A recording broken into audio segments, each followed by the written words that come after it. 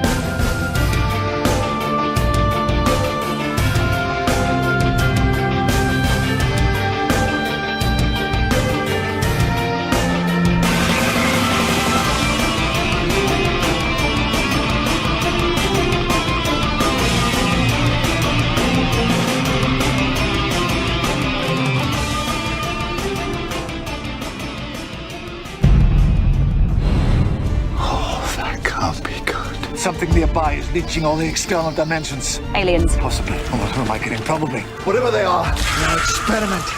They're testing. They are dissecting. Trying to understand us. Trying to understand 3 dimensions. Life support failing.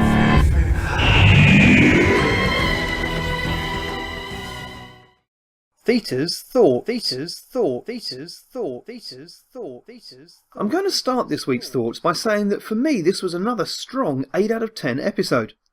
Capaldi's Doctor is at his awkward best, and I'll come back to that shortly.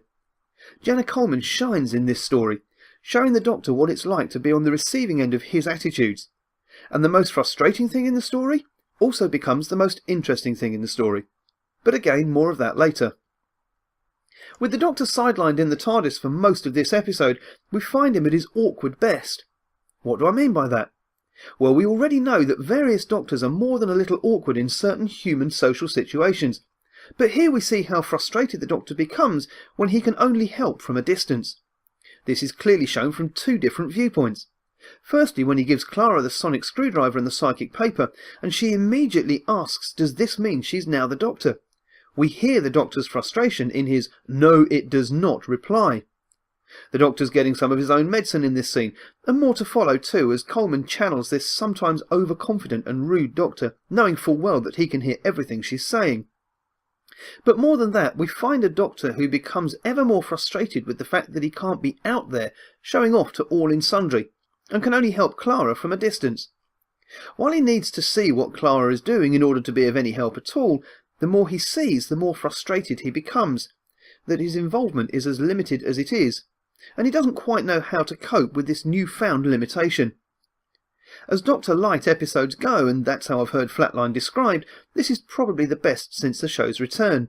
All of Capaldi's TARDIS scenes could have been shot in a very short space of time, allowing him to have some well-earned time off, but the scenes are then very well sprinkled throughout the whole episode.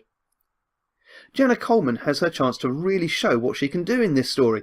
Not that she hasn't shown that already in this series, but here she is centre stage, and to quote a line from back in Kill the Moon, her stabilisers have been somewhat forcibly removed. Her relationship with Rigsby starts off a little awkward, but soon reverts to type, where he's the student and she is the teacher. As the episode goes on, so Clara becomes more confident in her ability to deal with the situation and to save the others. Yes, I know she's being guided a little by the Doctor, but who is it that makes all the major decisions? It's Clara, right up to the point where the Doctor returns in the railway tunnel. Interestingly, I was listening to a podcast earlier on, and one of the presenters was questioning the Doctor's vitriolic speech in the railway tunnel, saying that it didn't fit both Capaldi's Doctor or that point in the episode. Well, I have to disagree. Here we have Capaldi channeling both David Tennant and Matt Smith, in a speech that not only does what Capaldi has been doing throughout the series so far, that is, channeling various other incarnations of himself, but also fits the outpouring of frustration that he's felt up to this point by being trapped out of the way. So what if he's channeling a different Doctor? Wasn't that who he was at some point? Isn't it only logical that from time to time he would display the characteristics of his other selves? After all, in Mummy on the Orient Express, Capaldi spends a whole scene on his own channeling the Fourth Doctor, and later in the same episode offers Professor Morehouse a jelly baby. At the top of my review I mentioned that one of the most frustrating things in the story also became one of the most interesting. For me, the point where George sees right through the psychic paper is very frustrating. Now, the first time I watched this, I missed the Doctor's line about it taking quite a lack of imagination to beat the psychic paper. But even with that line in, I was still looking for some kind of proper explanation as to just how and why this simply unimaginative man had seen a blank piece of paper. After all, I couldn't imagine George to have gone through the same basic psychic training that the Torchwood employees have, as mentioned by Rajesh Singh in Army of Ghosts. But while that was frustrating, it also became one of the hooks that kept me watching. I wanted to know what the explanation was. But even right at the end, when all the main protagonists come out of the now full-sized TARDIS, there's nothing to explain how this simple man saw right through the psychic paper. For me, that was an oversight. The throwaway line about the lack of imagination simply didn't cut it. However, despite that, as I said previously, this was a really strong episode, with great effects, a good scare factor, and brilliant monsters. Come here, you scrumptious little beauty.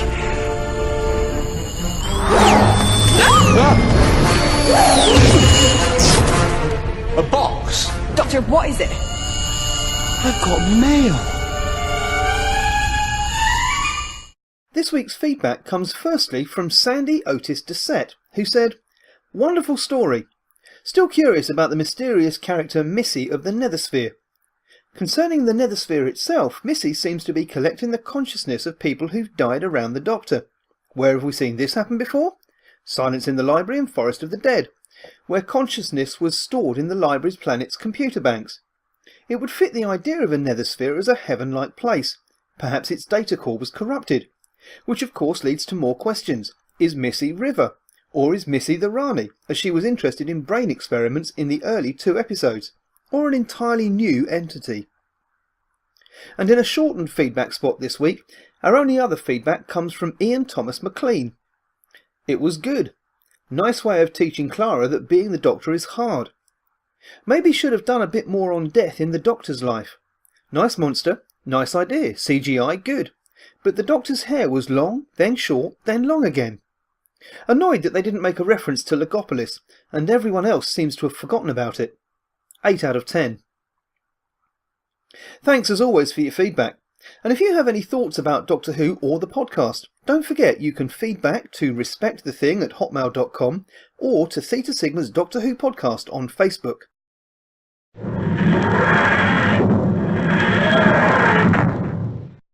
And so to this week's Doctor Who director. Graeme Harper was born on the 11th of March 1945 and is a British television director. He's best known, of course, for his work on Doctor Who, for which he's the only person to have directed episodes both of the original run and the revived run of the programme. Doctor Who magazine described him as the longest-serving crew member on Doctor Who. Born in London, Harper began elocution lessons at the Italia Conti Academy as a child in 1955, at the encouragement of his mother, who was worried that he was developing a Cockney accent. This led to him being cast as Master Bardell in an adaptation of Charles Dickens' novel The Pickwick Papers for the independent television company Associated Rediffusion. When the company approached the Academy asking if they had a boy with bright red hair for the role, they recommended Harper. Further television work followed in the late 1950s, appearing in children's serials for BBC Television under producer and director Sean Sutton. From the ages of 16 to 21, Harper worked predominantly in the theatre, not only as an actor but also as stage manager. After further television work, however, he decided that acting wasn't the career he wanted. He would instead rather be behind the scenes. One of his main ambitions for becoming involved in the production side of the industry was to make westerns. While applying for production jobs in television, he worked for a time as a driving instructor, and one of his pupils was the personal secretary of film director Stanley Kubrick, who arranged for him to visit the sound stages at MGM Studios where Kubrick's film 2001: A Space Odyssey was then being produced. After hearing nothing from his various applications to the BBC, Harper wrote to his former director Sean Sutton, who was by now head of drama serials at the BBC. With Sutton's assistance, Harper gained an interview for the position of floor assistant, in which he began to work at the BBC in September 1966. Harper worked on various productions in this capacity, including the Doctor Who serial The Power of the Daleks, and the later 1967 adaptation of the Forsyte saga. He also worked on the Play of the Month series, where he first worked with the director Douglas Camfield, with whom he would often work in later years. In 1969 he was promoted to assistant floor manager. In 1975 he was promoted again and became a production assistant. One of the first productions he was assigned to in this role was the Doctor Who serial Seeds of Doom, again working under director Dougie Camfield. In 1980 Harper once more worked on Doctor Who, when he was assigned to be production assistant to director Paul Joyce on the serial Warrior's Gate.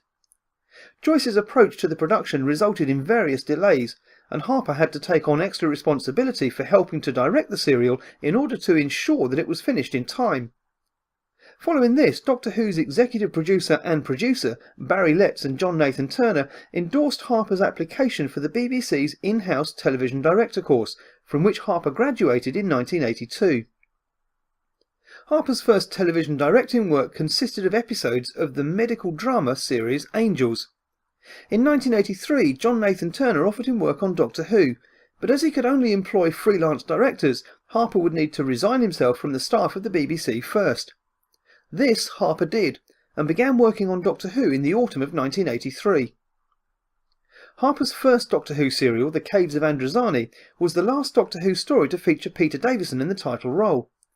Produced in late 1983, it was broadcast in March 1984, and is widely regarded by fans of the programme as one of the finest instalments of the series.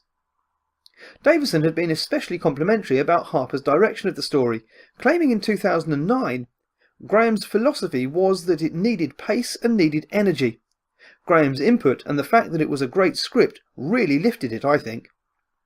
Davison also claimed Harper directed far more filmically than it had ever been done before. In 1985, Harper worked again on the programme, directing Revelation of the Daleks, starring Colin Baker. In 1989, he was approached to direct the Sylvester McCoy story, Battlefield, but was committed to episodes of the Central Television drama series Boone. In 1993, he was attached to the potential Doctor Who 30th anniversary special The Dark Dimension, but this project was abandoned at the pre-production stage. Harper's other work has included episodes of Juliet Bravo, Bergerac, Star Cops, The New Statesman, House of Elliot, The Bill, The Detectives, Casualty, EastEnders and Robin Hood. In 1999, his work on the television adaptation of David McRobbie's novel See How They Run was nominated for an Australian Film Institute Award for Best Direction in a Television Drama, and in 2001 he shared in a BAFTA Children's Award win in the category of Best Drama for Custer's Last Stand-Up. Harper directed ITV soap opera Coronation Street's fatal tram crash in October 2010, screened on the 6th of December as part of its 50th anniversary special. In 2012 he filmed several episodes of the Nickelodeon series The House of Anubis. In 2005, 20 years after his last work on Doctor Who, Harper was invited to direct 4 episodes of the 2006 series starring David Tennant. Having previously worked with the new series executive producer Russell T Davies on the programmes On the Waterfront and The House of Windsor, Harper had contacted Davies soon after the announcement of Doctor Who's revival in September 2003 to say that he would very much like to work on it. Scheduling conflicts meant that he was unable to work on the first series of the revival in 2005, but for the second series in 2006 he directed 2 two-part stories featuring the Cybermen, Rise of the Cybermen and Age of Steel, and the series finale Army of Ghosts and Doomsday. His work on the episode Doomsday saw him awarded with the BAFTA Cymru Award for Best Drama Director in April 2007. Harper directed 2 episodes, 42 and Utopia, for the 2007 series of Doctor Who, as well as the mini-episode Time Crash, part of the 2007 edition of the BBC's annual Children in Need charity telethon. He also directed Whatever Happened to Sarah Jane, a 2-part serial for spin-off series The Sarah Jane Adventures. He directed 5 episodes of the 2008 series of Doctor Who, Planet of the Ood, The Unicorn and the Wasp, Turn Left, The Stolen Earth and Journey's End, and the second of the 2009 specials The Waters of Mars, broadcast in November 2009. He also directed the last 2 stories for the second series of the Sarah Jane Adventures, The Temptation of Sarah Jane Smith and Enemy of the Bane. Oh, goodbye, my dear chap. I must say I've had the time of my lives. And that's all for this week. My thanks for listening as always, and if you have any thoughts about the show, you can feed back to respectthething@hotmail.com or on Facebook at Theta Sigma's Doctor Who podcast.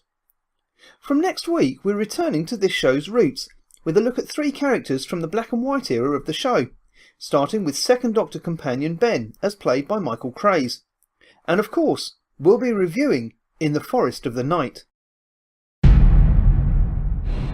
think it's lovely. You have reached your destination. No, we haven't. We're supposed to be in the middle of London. You have reached your destination. Oh, stop saying that. She's only saying it because it's true. We are in the middle of London. We are in the middle of a forest. Come on, team, let's do this. We will, if you stop calling us a team.